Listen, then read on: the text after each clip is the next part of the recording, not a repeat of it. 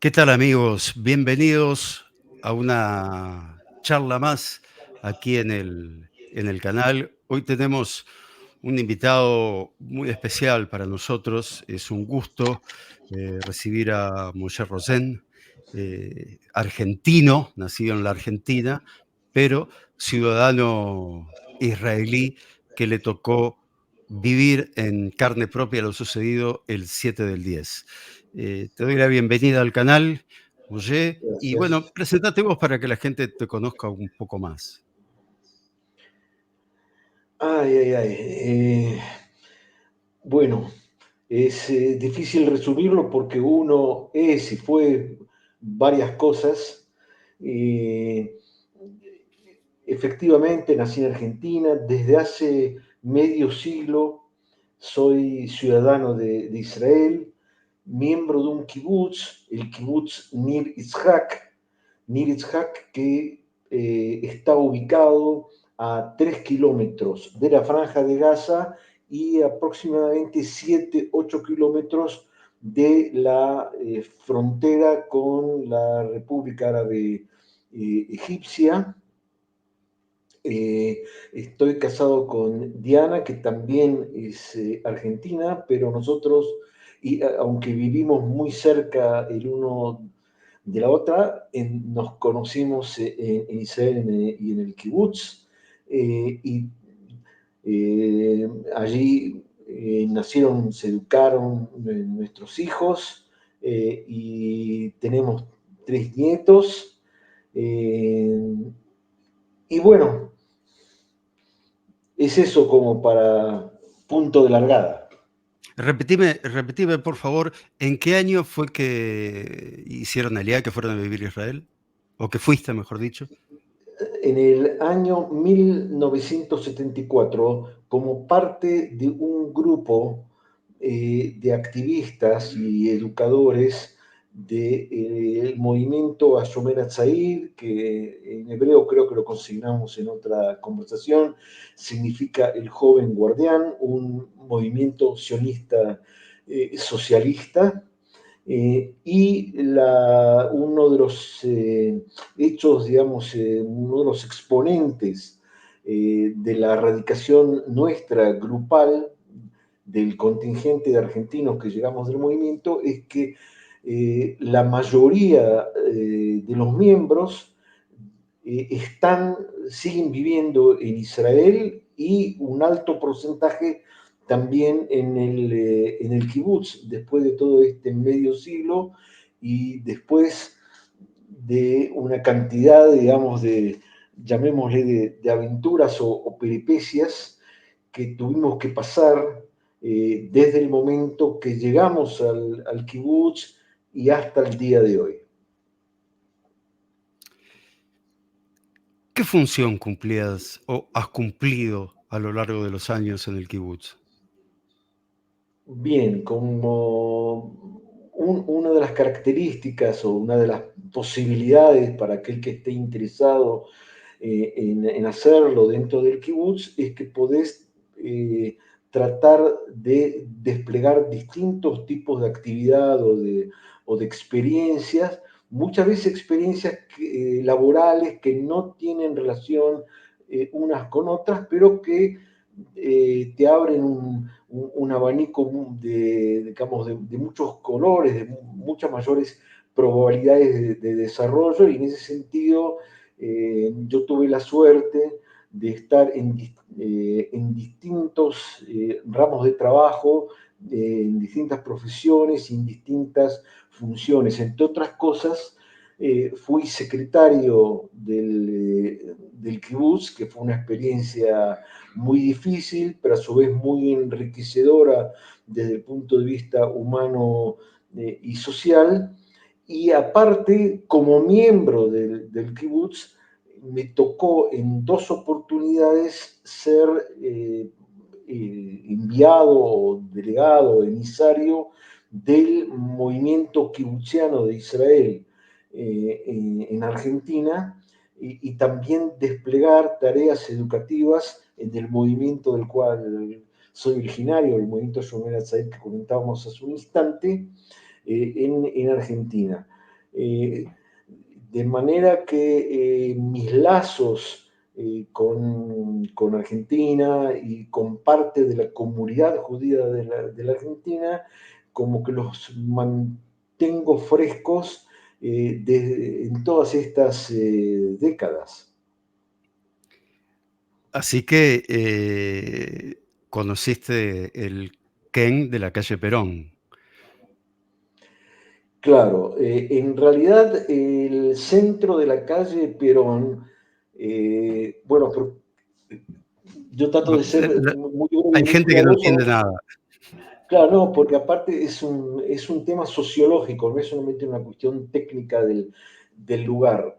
El movimiento Ashomer Atzair no solamente la parte educativa, sino también el sector de actividad cultural, comunitaria y de otras edades, no solamente de la educación formal, que es el nudo, como tú sabes, el nudo principal de la Shomer Zahir, estaban ubicados anteriormente en un local mucho más pequeño en la calle Junín, en el barrio de Once también en Buenos Aires. Pero en los años 80, considerando que se produjeron muy importantes cambios estructurales en la comunidad judía de la Argentina, que de ser una comunidad de inmigrantes, mientras tanto ya habían nacido nuevas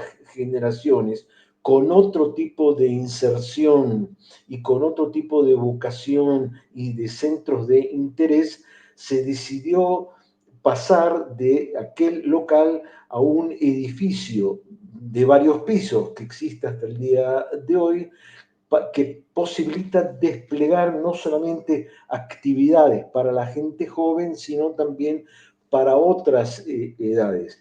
De manera que la presencia de la Yomena Tzair en la calle Perón, que en aquel momento, cuando se hizo esta mudanza en el año 1986, todavía se llamaba Cangallo, no es solamente un tema, digamos, técnico, sino que refleja uno de los tantos, unas tantas transformaciones de la Shomer Atzair, de la comunidad judeo-argentina, etc.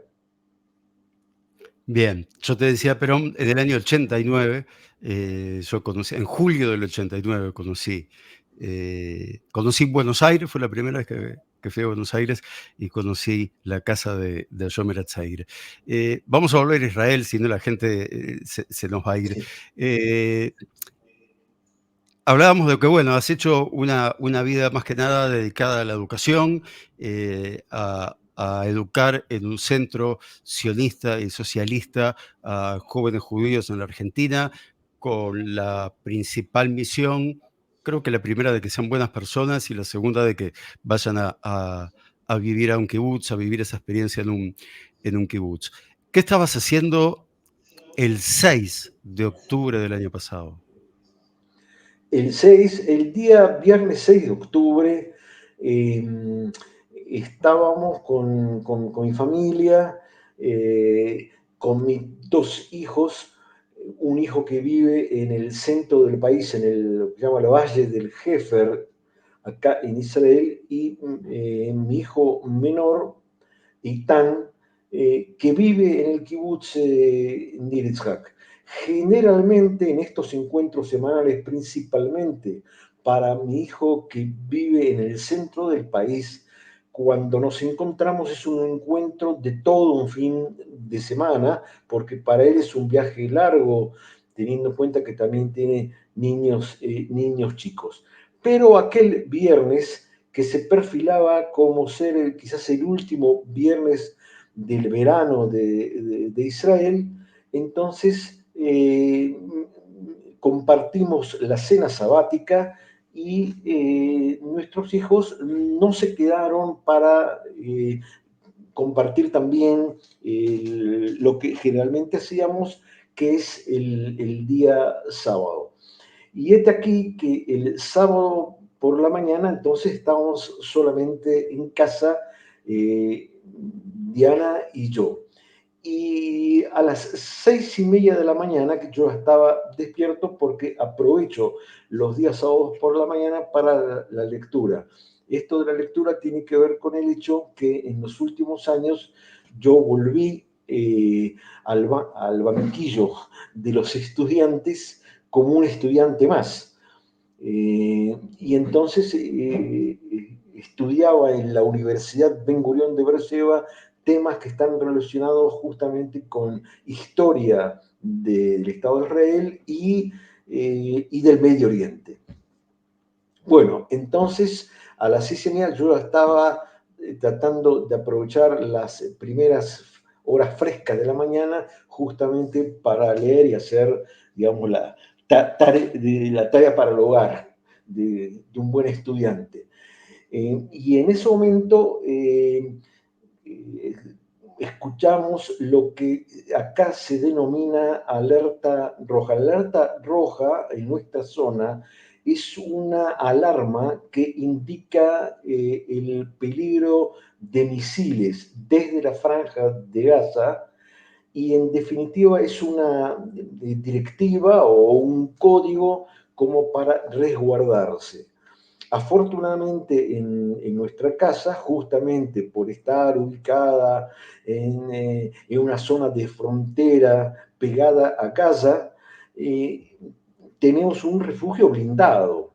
Y estamos ya habituados a que de tanto en tanto existen ataques de misiles desde la franja de Gaza, que como todos sabemos estaba y está aún todavía dominada por el Hamas y la Yihad Islámica.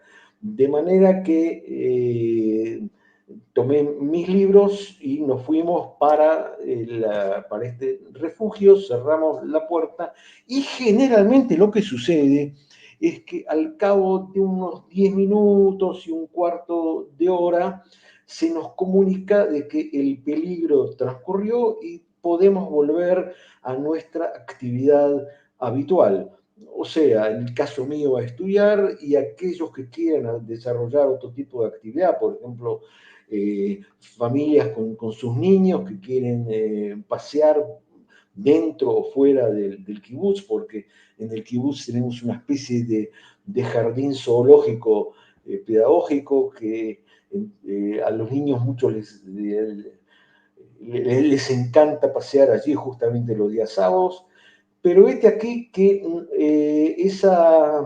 digamos, esta posibilidad no llega. ¿Por qué no llega esta posibilidad de salir? Porque en realidad no se trata de un ataque, entre comillas, rutinario al cual estamos habituados, sino que se trata, digamos, es otro, ya no es el ritual de violencia al cual estamos acostumbrados. En realidad era una andanada incesante, un bombardeo constante que todo, digamos, las paredes temblaban.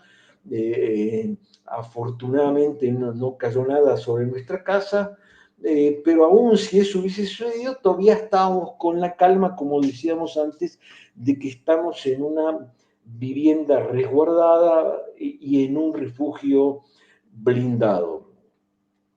Hasta que llegó una noticia todavía mucho más, otro tipo de alarma y una información de una situación de mayor riesgo porque se ha detectado la presencia, lo que luego se descubrió como una verdadera invasión masiva y motorizada de elementos terroristas. En realidad por la envergadura, prácticamente un ejército, ¿no? Como si fuera una especie de ejército regular que invadió el kibutz y entonces obviamente debíamos seguir permaneciendo en casa. O sea, todo esto sucedió desde las 6:30 de la mañana del sábado. Estamos hablando del sábado 7 de octubre del 2023.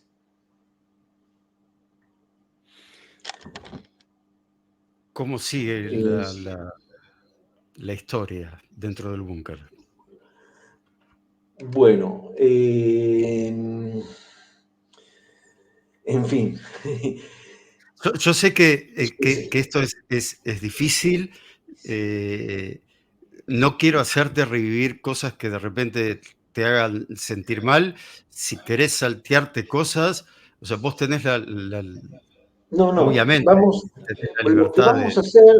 vamos a hacer algo que en realidad es la primera vez que lo voy a intentar, y una sorpresa para ti, claro, y también para aquellos que nos escuchan, y que es tratar de rebobinarlo desde el final. O sea, vamos a llegar al principio de lo que nos pasó, más allá de lo que relaté hace un instante, que tiene que ver con las horas en las cuales estuvimos encerrados esperando a que aquella pesadilla llegue a su fin. Eh, y entonces digo así, eh, a las, en un momento dado, mucho después de todo esto, nosotros nos vemos en la alambrada que separa las viviendas del kibutz de los campos cultivados del kibutz frente a terroristas que nos han secuestrado y que reclaman de nosotros abiertamente, y estaban también a cara descubierta, acompañarlos a ellos a Gaza.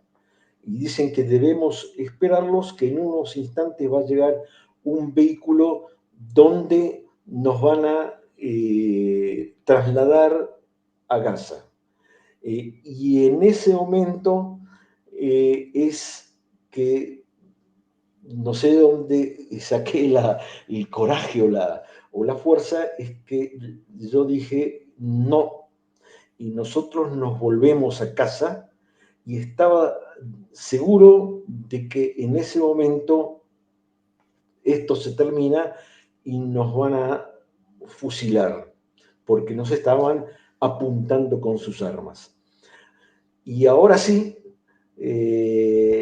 vuelvo a lo que pasó en aquella mañana, porque luego de varias horas de espera, alrededor de las 11:25 de aquella mañana, o sea, ya tirando para el mediodía, entonces nosotros escuchamos más allá o aparte de toda la cohetería que yo describí antes, escuchamos tiroteos cada vez más cerca, hay disparos alrededor de nuestra casa y en un momento dado hay una irrupción en nuestra casa que nosotros percibimos que desde ambas puertas, o sea, de la puerta que da a un jardincito que tenemos en casa y desde la puerta de entrada entra gente a los gritos y a los disparos y la sensación es que la casa se derrumba, eh, porque todo comienza hay destrozos, se escuchan el ruido de platos rotos, de muebles que caen, en fin, todo un desastre. Y como era previsible, al cabo de unos segundos, entonces escuchamos golpes en la puerta y gritos en árabe exigiendo que abramos la puerta, y cosa que obviamente nosotros tratamos con todas nuestras fuerzas de evitar. Acá conviene quizás para aquellos que no conozcan el tema del refugio, detallar lo siguiente. El refugio, como dije al principio, es muy útil y es muy importante cuando hay un ataque de misiles. Es un refugio blindado, muy bien construido, pero esa es su finalidad. Por lo tanto, no tiene un resguardo para una irrupción terrestre, digamos así, para ser atacado por gente que quiera penetrar en el lugar mismo. Y entonces Diana y yo tratamos de sostener Y tuvimos éxito. Tratamos de evitar la entrada de los invasores, que en aquel momento no sabíamos cuántos eran, escuchábamos solamente los gritos y los destrozos de la casa, y tuvimos, digo, éxito porque impedimos su entrada. O sea, nosotros desde adentro logramos impedir que ellos abran de afuera, pero ellos no desistieron a ese reclamo suyo y entonces dispararon. Y al disparar contra la puerta, nosotros resultamos heridos, tanto Diana como yo con mayor gravedad, resultamos heridos con nuestras manos, la puerta se abre y allí vimos al grupo de terroristas. Cuando digo terroristas, en realidad nunca estoy convencido si esta es realmente la definición adecuada, porque por un lado, claro, se trata de invasores y de gente que se dedica al terror, al sabotaje, pero cuando abrimos la puerta lo que vemos es gente vestida con uniforme de fajina, de un ejército regular, muy bien preparado. Nosotros estamos muy heridos, yo tengo ya una terrible hemorragia y nos ordenan salir al living de la casa, o sea, abandonar el refugio, y ya en ese momento anuncian que tenemos que ir con ellos y no hace falta ser adivinador para saber que estamos secuestrados y que nos quieren llevar. Mientras ellos se organizan para su salida, hay un señor, uno que está vestido de civil, porque estamos hablando de 6 terroristas. 5 están vestidos, como dije, con ropa militar atigrada, recuerdo, el uniforme, ¿no? Y uno está de civil. Y este hombre que está de civil es el que destroza la casa. O sea, pero el destrozo tiene que ver, que es algo programado, o sea, no es algo, digamos, espontáneo. Él, todo lo que le resulta de valor y que le resulta importante o grato para él tiene ya una especie de cartón enorme que lo tenía preparado y en el cual va tirando las cosas que se lleva de los estantes de la casa. Ahora, aquellas cosas que quizás no le placen, no es que la deja en el lugar. Entonces, digamos, si está un reloj y una radio y eso lo quiere, eso lo pone. Al lado hay un jarrón de flores, entonces que no lo quiere, no es que lo deja ahí, sino que lo tira. Eso también. Entonces, sigue el ruido, sigue el derrumbe, sigue el destrozo. Y otro de estos señores, con toda calma, en aquellos instantes, hay que ubicarse un poco en la situación, porque mi señora está herida, aunque en menor gravedad quizás que yo, pero también es una situación fea, y yo que estoy con una hemorragia cada vez más grande porque la ráfaga de metralla me atraviesa la mano, me destroza los dedos, en fin. Eh, una cosa dantesca, infernal. Pero decía entonces que uno de ellos, de los terroristas, abre el refrigerador y comienza a tomar y comer como lo que se llama pancho por su casa, sin ningún problema, o sea, frente a mí que estoy allí, por poco me caigo, aunque traté de... En resumen, nos ordenan salir y nos quieren llevar, lago corta porque esto es mucho más largo y más complicado, pero en definitiva nos arrastran entre los árboles del kibutz. Lo hicieron de esta manera para no ser detectados. para no ser visualizados quizás por drones o por algún helicóptero de Israel. Y entonces hacíamos un largo paseo por el kibutz hasta que llegamos al alambrado que contaba hace unos instantes, que es la parte que separa las viviendas del kibutz de los campos cultivados. Eh, que nosotros estamos muy cerquita, estamos a una cuadra, pero como trataron de evitar ser descubiertos quizás eh, por alguna fuerza civil o militar israelí, entonces hicimos todo este largo recorrido en el cual, mientras tanto, mi herida se complica mucho más porque voy recibiendo de los árboles eh, la, eh, las ramas y, en fin, toda la...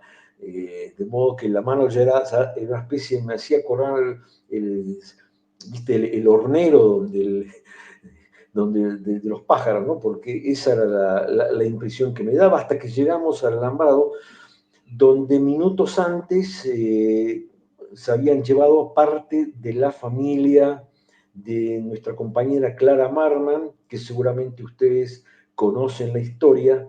Clara y Luis es una pareja que fueron secuestrados y también eh, toda la familia hoy día ya se encuentra, afortunadamente están liberados, pero cosa que nosotros no sabíamos en aquel momento, instantes antes de nuestra llegada a este lugar, ellos fueron capturados rumbo a Gaza. En este estado de cosas, después de este paseo que nos hicieron hacer, en el cual agravó mucho más mi situación,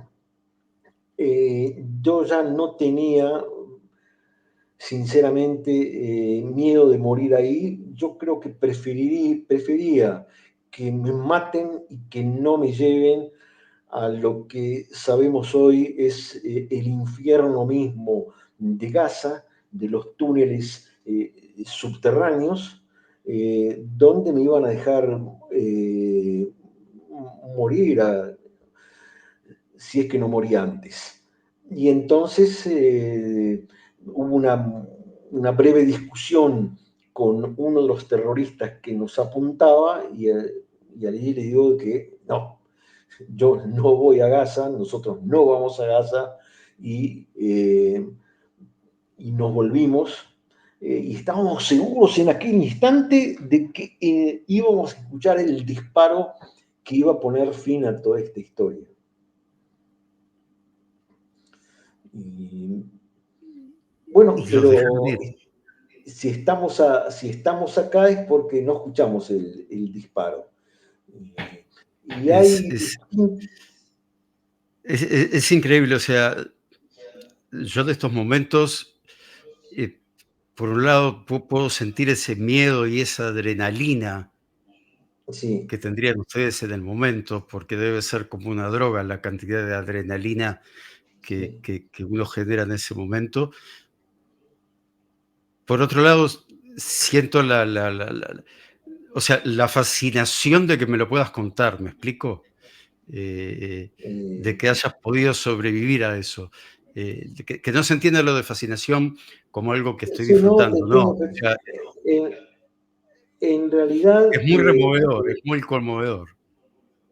eh, existen distintas interpretaciones. ¿Por qué no nos ultimaron? Eh, hay varias posibilidades y quizás ninguna es cierta y probablemente todas sean ciertas o tengan algo de cierto. Una posibilidad que es la que recuerda a Diana, yo no, quizás porque mi estado era tan difícil que no estaba en condiciones de apreciar esta situación, Habías es perdido que mucha sangre. claro, que había un helicóptero del Ejército de Defensa de Israel que aunque el ejército todavía no llegó a entrar en el kibutz, y por eso tampoco pudo, digamos, salvarnos de toda esta situación, pero ya había algún tipo de observación de drones o de helicópteros del Tzahal, y eso influyó como para que los terroristas desistan de la posibilidad de un secuestro a Gaza. La otra posibilidad es que estaban esperando un vehículo en el que probablemente no podía llevarnos a todos, porque como decía, se trataba de los 5 vestidos, digamos, eran todos terroristas, ¿no? Pero 5 estaban con, digamos, con uniforme y con grados militares, y en fin, con toda esa cosa, y estaba también el civil, digamos, el ladrón que lo destroza todo. Entonces ya son 6 y tienen aparte nuestras pertenencias, y todo eso tienen que llevarlo. Entonces llevarnos también a nosotros, que en el baúl no nos pueden llevar porque tienen que llevarse lo que robaron. Entonces lo que queda es la posibilidad de que lleven nuestros cuerpos sangrantes o nuestros cadáveres sobre sus rodillas, que tampoco, digamos, es una posibilidad muy simpática. Entonces, esa es otra posibilidad por la cual no dispararon. En fin, existen entonces, lo cierto es de que no dispararon, se contentaron con lo que ya nos habían herido antes, que ya era muy, muy grave, y entonces nos fuimos corriendo, sí, corriendo, así como estábamos, a nuestra casa, o a lo que era nuestra casa, porque al llegar descubrimos los destrozos todo lo que había sucedido. Eh, yo no tenía mi celular porque ellos se lo habían llevado. Entre paréntesis, es este celular. El celular, en un momento dado, con ellos ven que, perciben que lo tengo, mientras estábamos, nos están capturando, ¿no? Entonces me ordenan tirarlo al suelo, así, o a la calle allí. Y entonces uno de ellos con, eh, con su arma está por destrozarlo, pero otro le ordena tirarlo sobre el césped al lado de la, digamos, de la vereda ahí. Ahora sabemos que esto también estaba, pero, digamos así, estaba pensado, porque al dejar al celular ahí, iba a dificultar la posibilidad de que nosotros seamos detectados quizás por el ejército de Israel, o por alguien que nos quiera prestar ayuda. Y es por eso que luego ya de nuestro secuestro y todo lo que nos pasó, entonces de que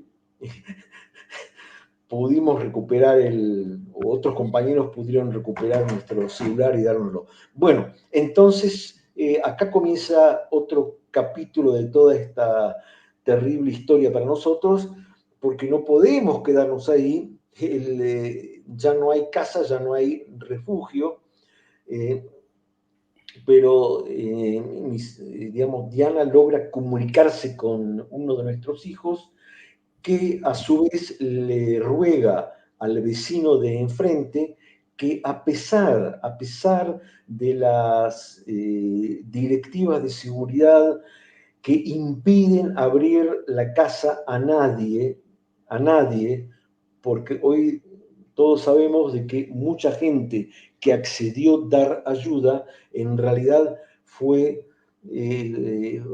asesinada, porque detrás de la persona o del vecino que solicitó ser salvado había un terrorista que había enviado a este vecino, muchas veces a un niño, y en el momento que se abre la puerta matan al vecino o al niño, y claro está, al dueño de casa.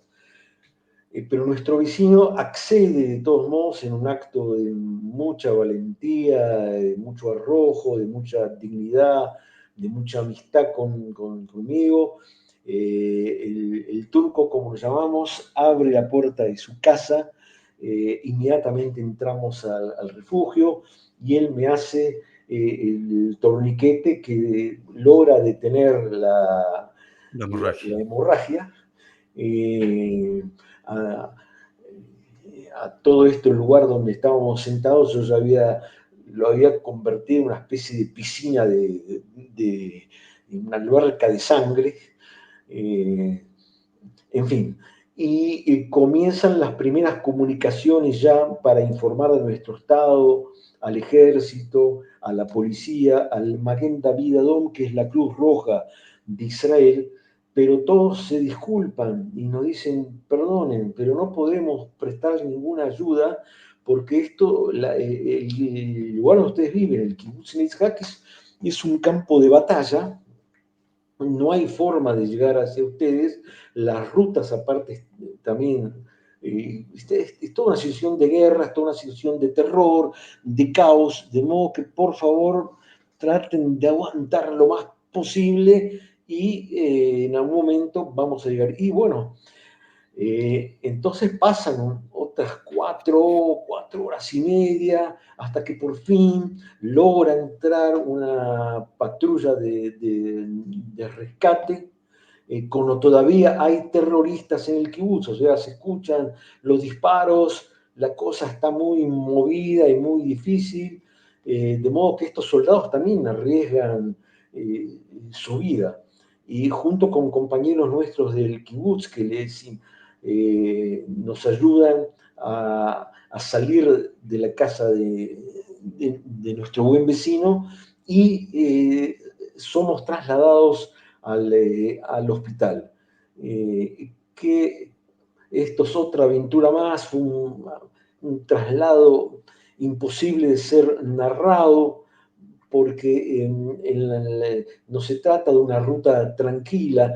En realidad, para ir al hospital desde nuestro kibutz es un viaje que puede ser un máximo de 25 minutos, media hora, una cosa así, pero nosotros llegamos recién al cabo de varias horas, porque del carro, digamos, de la patrulla en la cual estábamos, eh, un carro blindado, digo, entonces nos pasan a una ambulancia, y no es que la ambulancia puede viajar con una sirena, con una ambulancia normal en esta situación, sino que cada tanto se detiene porque, como decíamos antes, estamos en guerra, en batalla, es toda una película de terror hasta que recién alrededor de las 8, 8:30 de la noche llegamos al hospital central de nuestra región, que es el hospital Soroka de Beersheba. Bueno, llegamos al hospital y supuestamente allí por fin vamos a poder ser tratados, porque ya es una situación muy complicada, pero el espectáculo es indescriptible. Lo que vemos allí es algo eh, eh, hay una cantidad impresionante de Claro. heridos en todas partes y el plantel médico no da abasto como para considerar qué es lo que se puede hacer con tanta gente. Y en un momento dado, una enfermera muy, muy dulce y muy emocionada se acerca a nosotros pidiendo disculpas y dice, miren, eh, por un lado, no podemos tratarlos a ustedes porque no sabemos cuándo vamos a llegar, pero por otra parte ustedes no pueden esperar, de modo que nos van a perdonar, pero los vamos a trasladar a otro hospital. Y entonces en una ambulancia nos transportan al hospital del Monte Scopus de Beersheba, al cual llegamos, perdón, de Jerusalén, acá Diana me corrige, claro, nosotros De Beersheba a Jerusalén. salimos del Soroka de Beersheba rumbo al Monte Scopus de Jerusalén, al hospital Adasa, donde llegamos a eso de las 5 de la mañana. Entonces, Fíjense ustedes qué tipo de recorrido hicimos. Ya no hablo del momento del estallido de la guerra, del ataque, de la invasión, de los misiles de las 6:30 de la mañana. Hablo puntualmente desde el momento de la herida, un poco antes de las 12 del mediodía, y estamos ya a las 5 de la mañana del día siguiente, y afortunadamente, por nuestra situación, en el mismo momento en el cual nosotros entramos, quizás porque ya estaban avisados de que nos iban a recibir, entonces de la sala de emergencia somos trasladados al quirófano, nos operan. A Diana no hubo más remedio que, a pesar de que su herida se veía hasta ese momento como menor a la mía, comparada con la mía, era una herida de menor envergadura, pero de todos modos era algo bastante grave porque le tienen que amputar un dedo en definitiva. Bueno, y entonces yo atravesé varias operaciones y estuvimos prácticamente un mes internados en este hospital Adasa con una muy excelente atención médica y con mucha solidaridad y con algo muy emotivo y muy gratificante y muy digno de destacar, y que es la solidaridad de muchísima gente que se acercó al hospital porque los medios de difusión ya habían quizás comentado de lo que estaba pasando y que nosotros estábamos internados, y entonces gente que trae desde, en fin, algunas tortas, algo eh, para comer, y niños que obviamente no nos conocen porque son de Jerusalén, ¿no? De la zona nuestra, pero que traen dibujos para prestar su adhesión. Y hay muchísimos ejemplos de este tipo de solidaridad que fue un hecho muy determinante eh, para nuestra recuperación. Y estuvimos allí un mes y bueno, allí también nos fuimos enterando de la catástrofe que pasó también en la zona y en nuestro kibutz, de 7 compañeros nuestros. Luego también descubrimos que había una joven que murió fuera del kibutz en el Festival Nova. O sea, 8 compañeros del kibutz, entre ellos gente muy joven y todos ellos gente muy querida, con la cual teníamos un vínculo muy humano, muy caro para nosotros, y que fueron asesinados en aquella terrible jornada.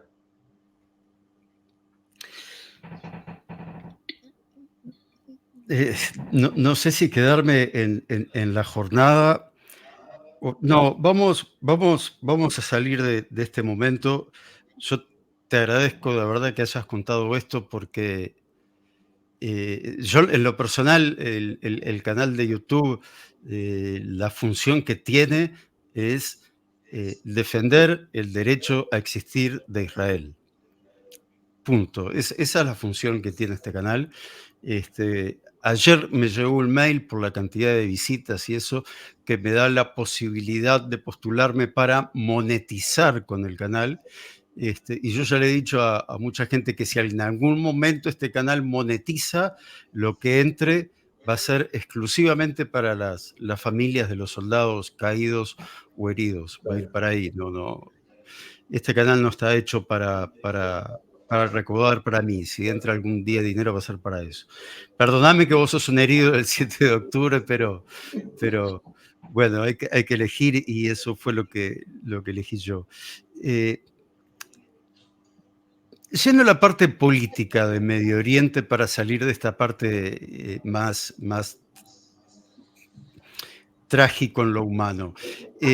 Ideológicamente, vos cambiaste el Moshe Rosen de hoy, 29 de septiembre del 2024, más allá de todo lo que le ha tocado vivir que recién contaste.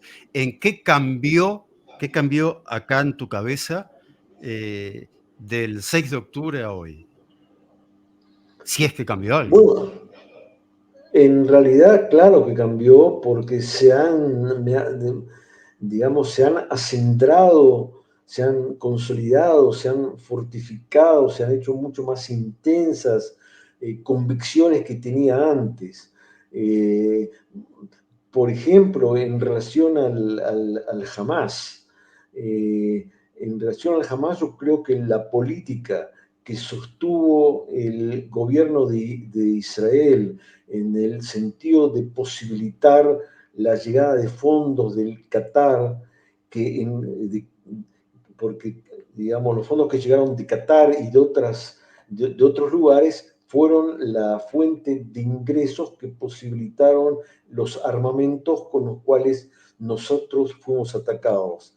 Y yo nunca tuve antes ningún tipo de ilusión en relación al Hamas y a la Jihad islámica, que son ejércitos terroristas. Si hay algún tipo de diferencia entre mi pensamiento, mi observación antes del 7 de octubre y el día de hoy, es que hasta el 7 de octubre eh, yo percibí el peligro del Hamas principalmente como un problema de terror interno.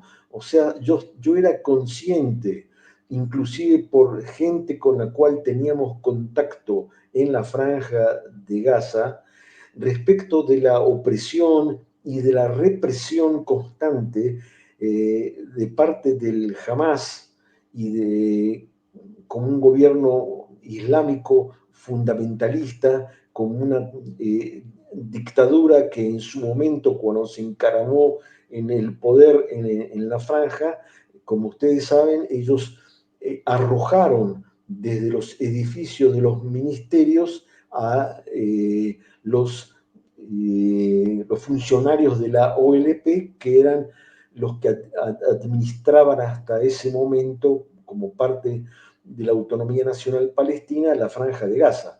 Entonces, lo que yo principalmente percibía, observaba, me preocupaba, era el tipo de miseria y de terror en el cual estaba insumida la población de la franja de Gaza, pero no como un peligro existencial de alguna manera para nosotros. Entre otras cosas, porque teníamos en nuestras casas un refugio blindado, porque existía también una valla, que era también una valla subterránea con instrumental electrónico, que según se nos había asegurado, no existía la menor posibilidad de alguna penetración en las poblaciones civiles fronterizas como la nuestra. Y toda esta concepción, porque así se lo denomina ahora en Israel, esta concepción errada en relación al Hamas, todo esto se desmoronó en la mañana del 7 de octubre, y yo creo que es imprescindible que se forme una comisión libre de investigación que determine exactamente cuáles fueron todas las causales de parte de Israel que impidieron, por un lado, la invasión misma, el ataque, la agresión y luego también algún tipo de respuesta, porque si hubiese habido algún tipo de respuesta inmediata, entonces esto se hubiese podido evitar o se hubiese podido reducir. Minimizar. Ahora, esto es una cosa que hoy por hoy debemos reconocerlos. Yo soy un ciudadano israelí muy patriota y muy orgulloso del país en el cual vivo, pero hay que reconocer de que acá hay un abismo impresionante, increíble, por ejemplo, entre la capacidad militar y tecnológica de Israel y los operativos desarrollados, por ejemplo, con los walkie-talkie o o con los mensajeros Reaper. electrónicos, y por ejemplo, inclusive en el hecho que Nasrallah, el jefe máximo del Hezbollah en el Líbano, fue liquidado. Bueno, son operativos que el ejército israelí lo ha desplegado con alta inteligencia digo en todo sentido de la palabra inteligencia, y si tiene esa capacidad y si tiene ese talento, no se entiende cómo se pudo haber permitido el desastre, la catástrofe, la masacre que nosotros hemos sufrido, la violación de mujeres, el secuestro de civiles, de los cuales muchos ya fueron asesinados, quedan 101 que están ahí, entre ellos niños. O sea, hay una situación que, digo así, para nosotros, esta jornada de la cual hablamos, la jornada del 7 de octubre de 23, a casi un año de haber sucedido, la seguimos viviendo cada día. No, no, o sea, no quiero que se malentienda, no solamente por nuestras heridas. Es para nosotros, estamos en el 7 de octubre por la gente que está en Gaza, por pensar que si no nos hubiésemos atrevido a resistir que el secuestro continúe hasta Gaza, nosotros, Diana y yo, estaríamos en este momento allí y no estaríamos para contártelo ahora, porque no hubiésemos, vamos a ser sinceros, con este tipo de herida y en la situación en la cual estamos muchas horas, no hubiésemos podido sobrevivir. Y entonces, si uno trata de componer todo este cuadro de situación, tiene más signos de pregunta que signos de exclamación. Eh, y en fin, esperemos de que en algún momento sí podamos tener respuestas. Yo creo que esta es la emergencia de Israel. Es importantísimo por la salud de nuestra sociedad que se sepa lo que sucedió para que no se vuelva a repetir. Y más importante todavía, y más urgente todavía, es hacer todo lo posible por lograr la libertad de los cautivos. Sí, yo lo que siento que hay una parte de Mollet que sigue viviendo ese 7 de octubre eh, al día de hoy, ¿no? Más allá de que los días pasan en el almanaque, ese 7 de octubre parece que va a ser eterno. O al menos es lo que yo percibo. Eh, Siguiendo dentro de lo que sería el tema político israelí, ¿vos cómo lo estás viviendo?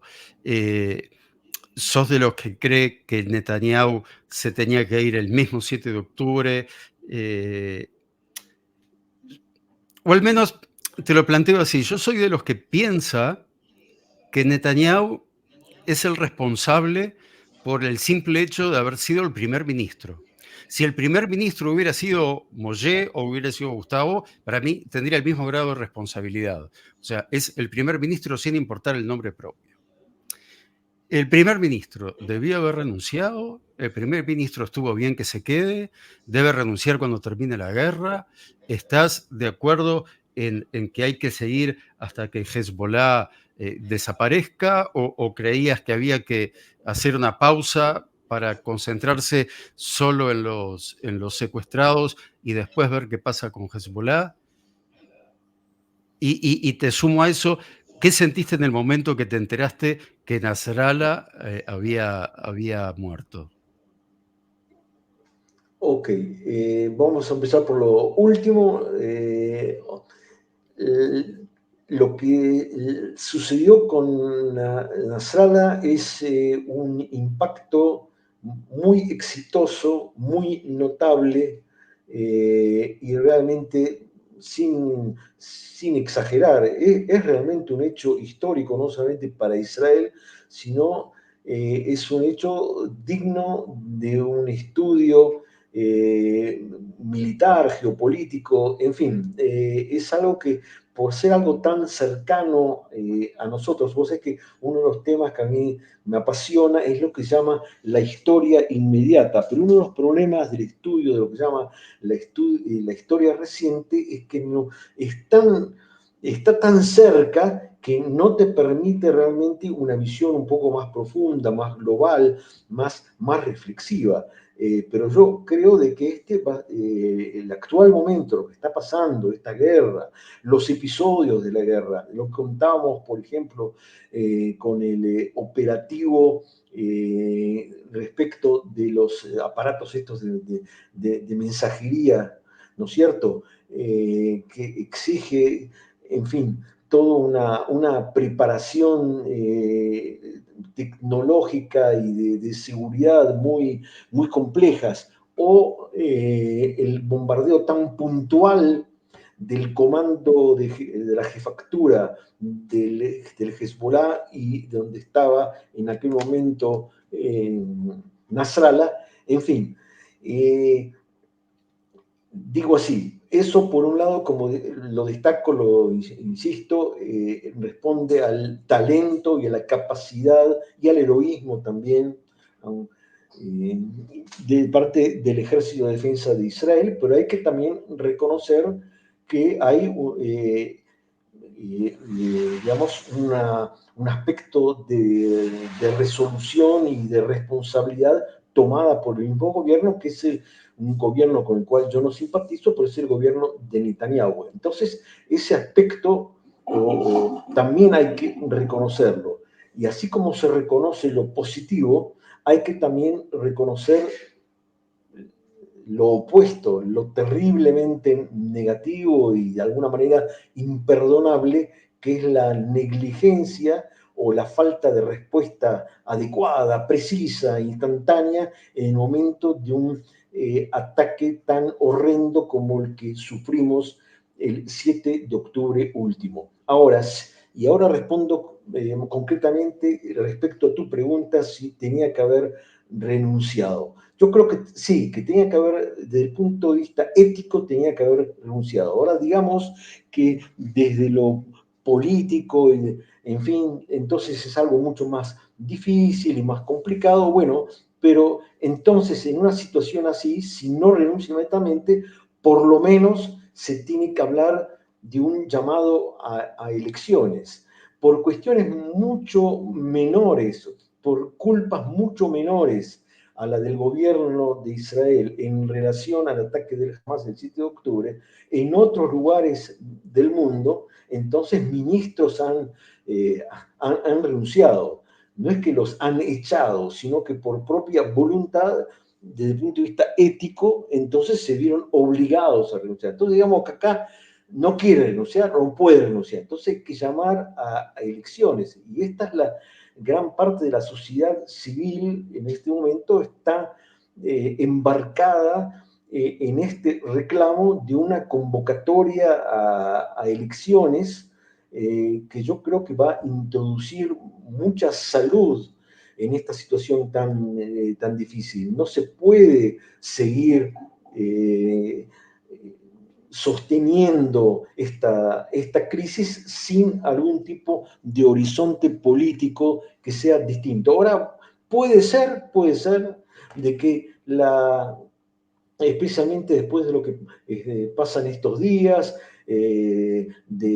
en el Líbano, etcétera, etcétera, puede ser de que si hay elecciones, entonces nuevamente Netanyahu sea electo. Este es un tema que tiene que ver no solamente con el Líbano, sino con digamos,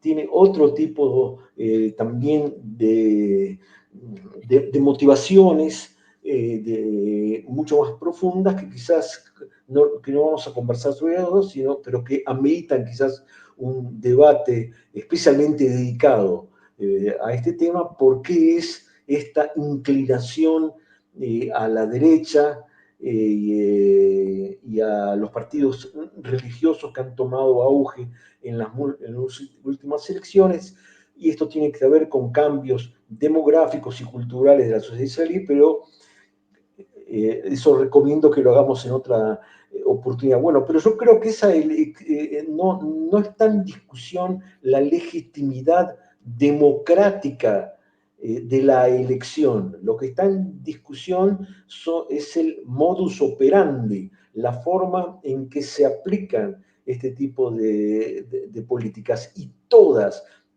las encuestas indican la disconformidad con la forma de conducirse, especialmente en relación al tema que yo considero que es el tema existencial y el tema más importante y el más grave, que es el tema de los rehenes en Gaza. Porque en este sentido, hay que recalcarlo, hay divergencias entre el Estado Mayor del Ejército y el gobierno.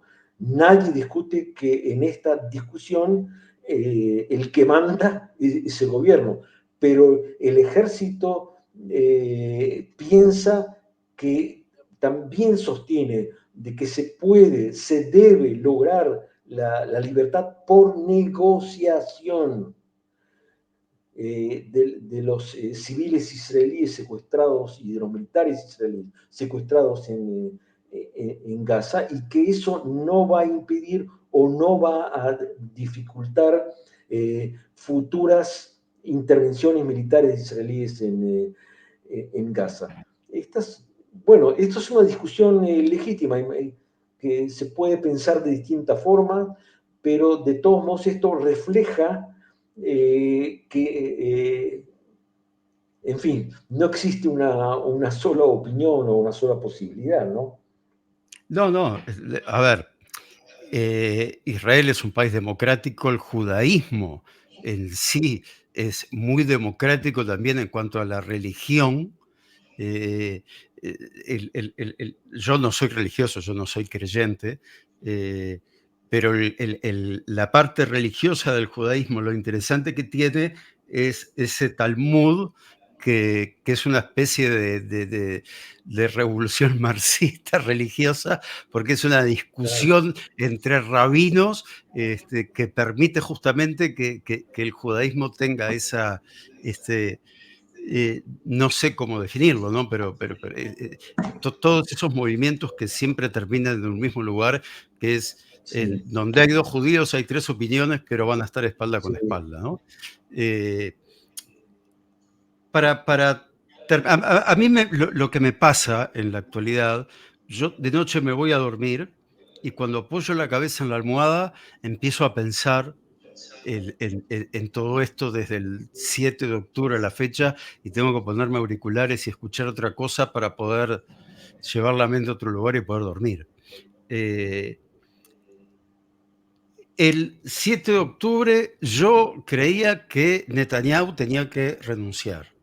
Después que Netanyahu siguió en el cargo, dije, bueno, entonces no es un momento para cambiar de primer ministro porque estamos en guerra, eh, que siga el primer ministro. Después en otro momento no, si Inglaterra en la Segunda Guerra Mundial echó a Chamberlain y trajo a Churchill sí, con sí. la segunda, el día que además Alemania avanzaba sobre Bélgica, Holanda y todos esos países, Israel puede cambiar de primer ministro ahora. Y después pensaba, pero no haciendo elecciones, de repente siendo una reunión de la Knesset y cambiaron. Entonces, continuamente iba cambiando mi forma de pensar, obviamente con el diario del lunes, y hoy, a 29 de septiembre, pienso, bueno, lo menos malo fue que se quedó Netanyahu y que militarmente supo llevar las cosas y ojalá pueda haber elecciones, pero una vez que se termine con el ayatolá. Eh, pero voy Bueno, cambiando. Vivo en Uruguay, entonces me lavo las manos y digo, bueno, son los israelíes los que tienen que encargarse del tema interno de eh, la política israelí. eh, lo que sucede, ojalá fuera, o sea, lo que tú dices es cierto, pero ojalá fuese, digamos, blanco y negro, no es tan así, o sea, la situación tiene mucho más colores, más de, digamos, hay toda una gama de colores en todo este panorama.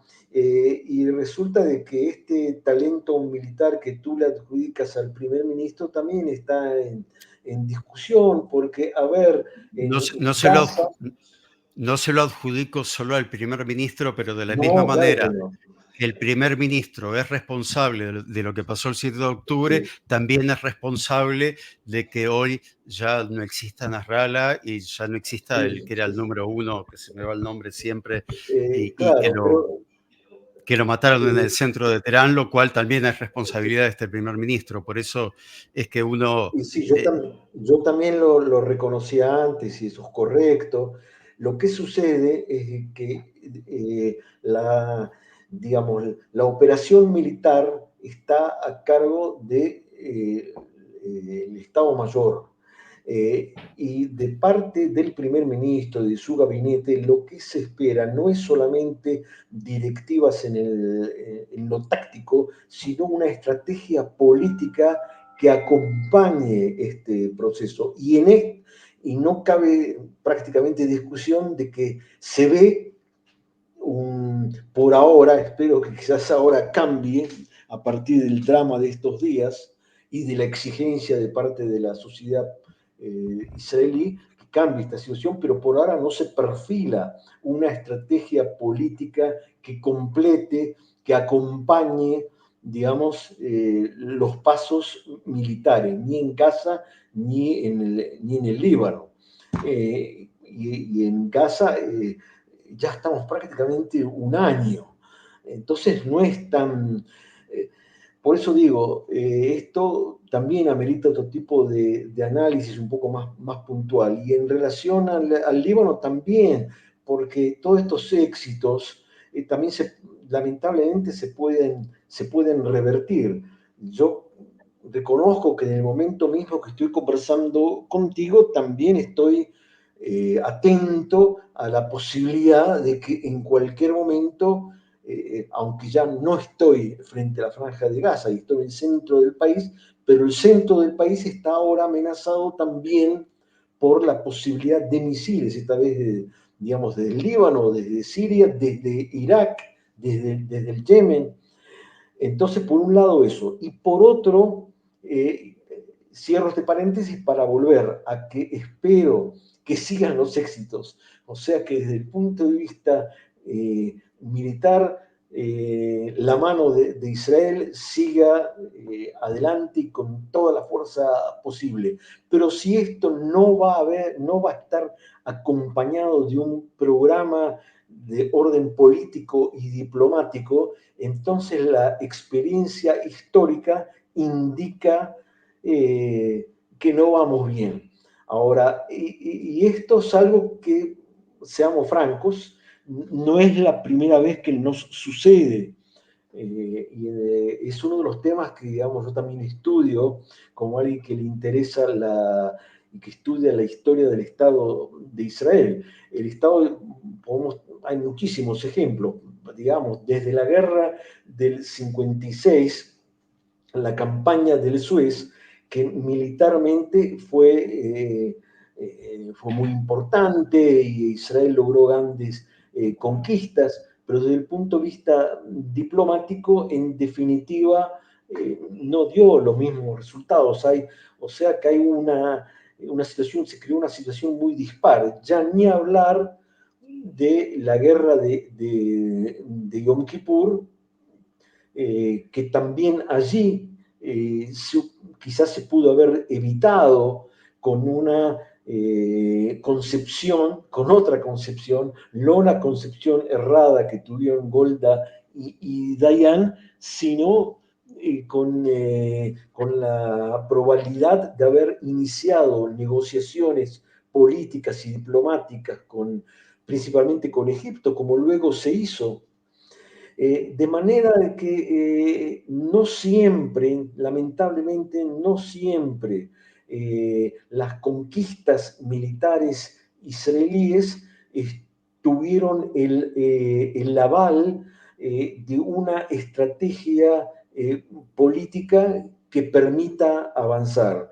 Y yo creo que este es el cambio que se debe imponer ahora. O sea, que en una palabra, que todo lo que está pasando ahora sea el punto de partida, no digo ya para la paz, que quizás es un sueño, la paz y digamos una convivencia de cooperación, pero sí como para poner fin al estado de beligerancia y que todos mis amigos del norte y de Kibutzim y de ciudades del norte del país que en este momento encuentran fuera de su casa, como lo estoy yo, que ellos también puedan volver a sus hogares. Hay decenas de miles de personas que están eh, desplazadas.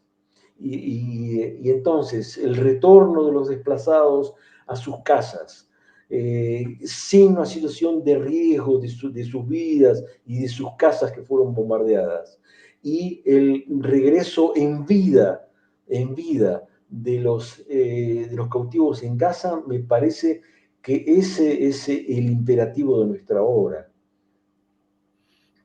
Sí, de acuerdo. La prioridad creo que está en los corazones de todos, la vuelta de estos 101 refugiados. Sabemos que muchos ya no estarían con vida, pero como sea, hay que traerlos. Y me parece a mí que la situación de debilidad en la que se encuentra hoy Sinwar lo puede llevar a, si si hay un poco de humildad de repente del lado israelí, a decirle, mira, a vos te perdonamos la vida si nos das los 101 eh, secuestrados y nada de andar exigiendo que liberemos a nadie. Ya viste lo que le pasó a tus amigos, te damos un pasaje a Qatar y listo, nos olvidamos de vos. Eso sería un final este, dulce, por decirlo de alguna manera. Eh, no te quiero robar más tiempo, ¿No? pero No, al contrario. Bueno, es no puedo evitar yo hacerte una pregunta. ¿Estarías de acuerdo en que mañana haya elecciones en Israel? No, yo lo que digo humildemente como ciudadano y más allá de que fui herido y soy sobreviviente y todo lo demás, o sea, mi opinión vale tanto como de cualquier otro ciudadano. Lo que digo de que en este momento lo que se impone es un llamado a elecciones que puede ser algo, desde el punto de vista del Parlamento, puede ser algo consensuado, no tiene por qué ser necesariamente mañana por la mañana, pero es importante porque va a introducir un tipo de mayor de calma y de mayor seguridad frente a la situación actual que es de mucha efervescencia, porque Netanyahu, digamos, aparte de los logros de los cuales tuvimos, tuvo también otros logros, pero entre comillas, que es una fuerte división y muchísimas rencillas dentro de la sociedad israelí. O sea, él logró, irónicamente digo, logró separar a distintos sectores con digamos, acá también hay una muy fuerte y muy lamentable y creciente grieta política y social y cultural dentro de la sociedad israelí, y entonces una convocatoria a elecciones entonces puede asegurar un marco democrático un poco más racional. Pero como estamos, como tú indicabas, como estamos llegando quizás al fin de esta conversación, Por supuesto, me va a ser muy grato compartir contigo otras, porque me doy cuenta que hemos abierto quizás otros temas de discusión, pero a mí me parece, recién cuando yo te comentaba de los distintos lugares con los cuales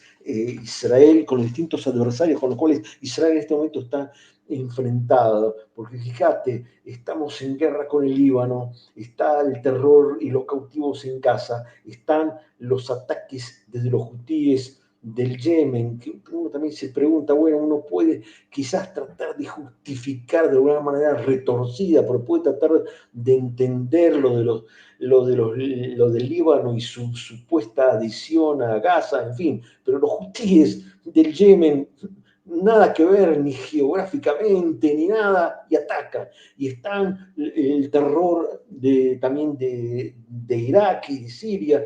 Y bueno, y entonces vos pensás, a ver, es lo que yo defino o lo que yo siento como una herida quizás para mí tan impactante como la herida física que sufrimos, y es el sesgo, ¿no? La apatía, la indiferencia de gran parte del mundo frente a las agresiones de estos adversarios, y la forma en la cual se cataloga o se juzga la respuesta de Israel. Y esto tú lo notas en la actitud de gobiernos europeos, de partidos políticos, de los medios de prensa. Y seguramente tú que te dedicas al periodismo, como que estás profesionalmente más sensible a estos temas, pero inclusive cualquier lector un poco menos avesado también se da cuenta, abriendo cualquier diario de España, de cómo se maneja. Por ejemplo, cuando se habla, uno de los tantos ejemplos, te puedo dar muchísimos más, ¿no? Pero cuando se habla, por ejemplo, Israel bombardeó un hospital o una escuela, claro, no se consigna que esa escuela o ese hospital en casa o en el Líbano o donde sea, fueron utilizados como lugares de agresión para el bombardeo de Israel. Entonces, esta cosa tan hipócrita me lleva a pensar que este también Sí, es un tema para debatir, y que es digamos, la desaparición de la frontera entre anti-israelismo y antisemitismo. sí, no hay separación. Hoy es más cool ser antisionista que ser antisemita, y generalmente quienes dicen serlo no tienen idea de lo que están diciendo. Eh, es como lo del genocidio, ¿no? El invento de un genocidio para poderlo utilizar en contra del judío que sufrió el holocausto en la Segunda Guerra Mundial. Yo a las personas que hablan de genocidio les pregunto, bueno, ¿cuándo empezó? Y no saben cuándo empezó. Y le digo, bueno, no sabes cuándo empezó, pero explícame por qué todavía no terminó. Y me pasó que una persona me contestó, lo que pasa es que a los judíos les gusta hacerlo despacito. Entonces ahí ya te va quedando claro el nivel, y no digo intelectual, pero bueno, el nivel de odio que hay en personas que el odio, la base del odio es la ignorancia. Entonces uno se queda tranquilo, sabe que hay un ignorante del otro lado cuando hay alguien que lo odia. Eh, Moshe, para la próxima, vamos a hablar un poco del kibutz, de la vida en el kibutz, de los empleados del kibutz, de los empleados gazatíes que había en tu kibutz, porque es otro capítulo interesante en esta historia que estamos escribiendo. Te mando un abrazo enorme a ti, un abrazo enorme a tu señora. Quiero que sepan que durante tu relato, yo estuve con ustedes adentro de ese Miklat, de ese refugio, y no sé si sirve de algo, pero me siento tan herido como ustedes y los abrazo a la distancia y estoy deseando ya tener la próxima charla porque creo que todo esto sirve para que mucha gente que está abierta a escuchar descubra este otro lado que no sale en los informativos, que no te cuentan, porque muchos tienen la idea de que Israel ha fabricado bombas guiadas para impactar en la cabeza de los bebés. Esto lo hemos vivido en los últimos miles de años, porque los judíos antes eran culpables de secuestrar bebés para utilizar su sangre, para cocinar su comida, y esto es más o menos lo mismo, pero en versión siglo XXI. Mollé, te abrazo nuevamente, a ti, a tu señora, a Gracias. toda tu familia. Me imagino cómo habrá sido el reencuentro con tus hijos, pero ya vamos a tener tiempo de Sí, saberlo en sí. un próximo capítulo. Eh, Termino el video como siempre los... ¿Querés decir algo más?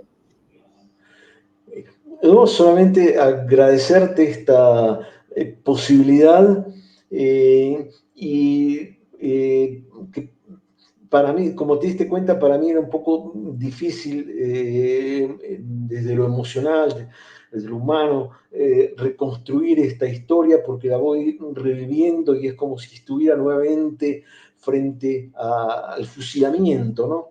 Pero a su vez es para mí es una responsabilidad moral, es lo mínimo que puedo hacer en homenaje a aquellos compañeros de mi kibutz y de la zona en general que fueron asesinados y que de alguna manera yo represento, yo traigo aquí su voz.